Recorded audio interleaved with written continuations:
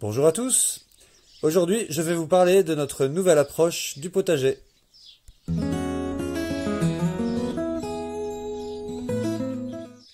Alors c'est vrai que d'habitude je parle pas trop du potager puisque je trouve qu'il y a assez d'informations disponibles sur internet et notamment chez mes collègues youtubeurs.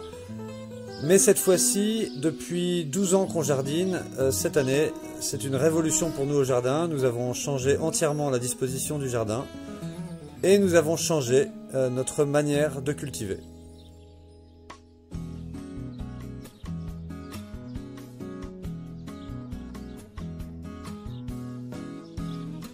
Alors si je décide de faire une vidéo à ce sujet, c'est parce que pour nous, ça a été une véritable révélation.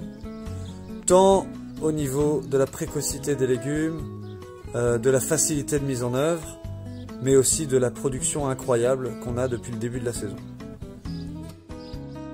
Ça montre aussi, d'une certaine manière, qu'à tout moment, il faut pouvoir remettre en question la manière dont on agit.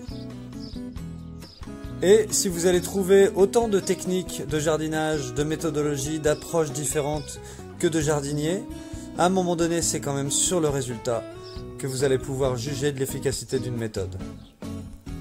Ce qui a vraiment changé pour nous, c'est la volonté de rationaliser notre jardin, de manière à y passer un peu moins de temps et à y produire plus de légumes. Alors c'est pas qu'on n'aime pas jardiner, c'est tout simplement qu'on a envie de passer plus de temps avec nos enfants. Et puis comme j'ai déjà dit dans des vidéos précédentes, l'année dernière nous avons produit l'équivalent de 12 000 repas à l'année, ça commence à faire.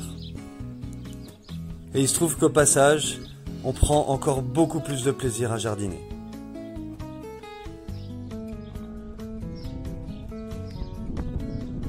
D'ailleurs, nous ne pratiquons plus de rotation de culture avec cette nouvelle approche.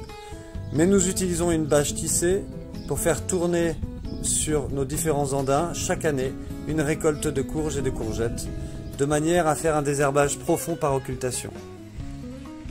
Cette approche de culture sur compost est promue chez les Anglais par un monsieur qui s'appelle Charles Dowding. Mais elle est aussi promue chez nous par un ingénieur agronome de renom, Dominique Soltner. Alors certains vont vous dire que le compost ça pollue. Et en théorie, je comprends très bien ce qu'ils veulent dire.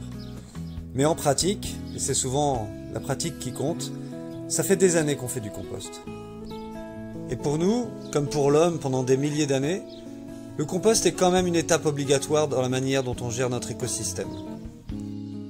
Que ce soit les déchets de cuisine, le désherbage, les toilettes sèches, le curage du poulailler, on produit une quantité astronomique de biomasse.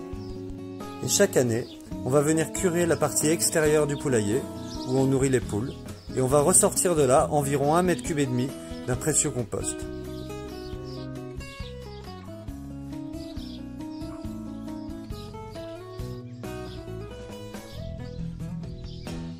En tout et pour tout, chaque année, nous allons venir ajouter sur le dessus de nos andins entre 3 et 4 cm de compost préparé.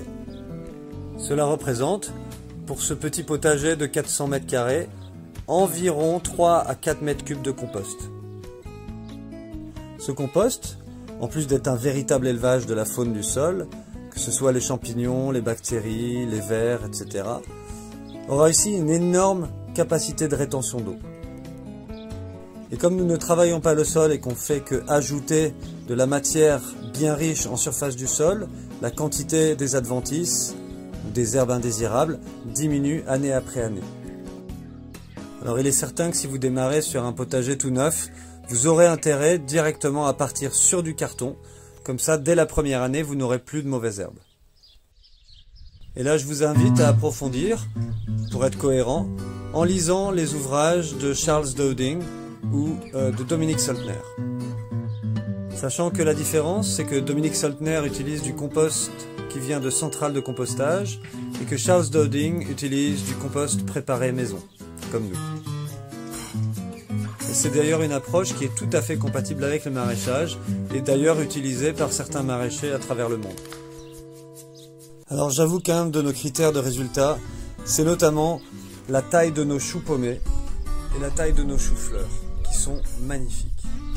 Mais nous avons eu aussi une énorme production d'épinards, des salades magnifiques, des carottes en masse, des navets énormes. Tout a été très très productif cette année, très goûtu aussi, sans travail du sol et avec malgré tout assez peu d'arrosage.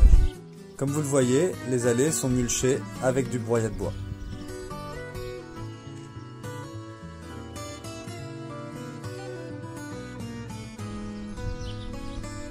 Voilà, c'est tout pour aujourd'hui. Chénie et moi avions vraiment envie de partager tout ça avec vous. Alors tous au compost!